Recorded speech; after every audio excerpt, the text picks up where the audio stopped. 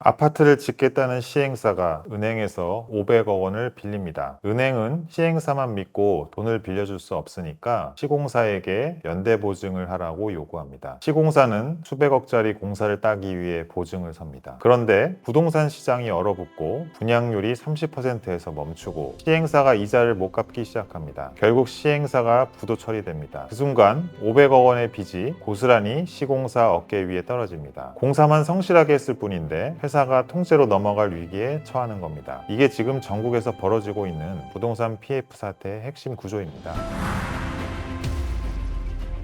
오늘은 PF 대출 연대 보증인이 된 시공사가 어디까지 책임을 져야 하고 어떤 법적 방어가 가능한지를 하나하나 구체적으로 알려드리겠습니다. 먼저 PF 대출의 법적 구조를 정확히 이해하셔야 합니다. 프로젝트 파이낸싱은 특정 개발 사업의 미래 분양 수익을 담보로 자금을 조달하는 방식입니다. 사주는 시행사이고 시행사가 해당 프로젝트만을 위해 설립한 목적 법인이 대출을 받는 구조가 일반적입니다. 분양 수익으로 대출을 상환하는 게 원래의 계획인데 분양이 안 되면 갚을 돈 자체가 증발합니다. 그래서 은행은 처음부터 시공사의 연대 보증이나 채무 인수 약정을 대출의 필수 조건으로 걸어놓습니다. 시공사 입장에서는 이 보증을 안 서면 공사를 따지 못하니까 울며 겨자 먹기로 사인을 하게 되는 거죠. 공사 대금 수백억을 벌기 위해 같은 금액의 보증을 서는 어찌 보면 모순된 구조입니다.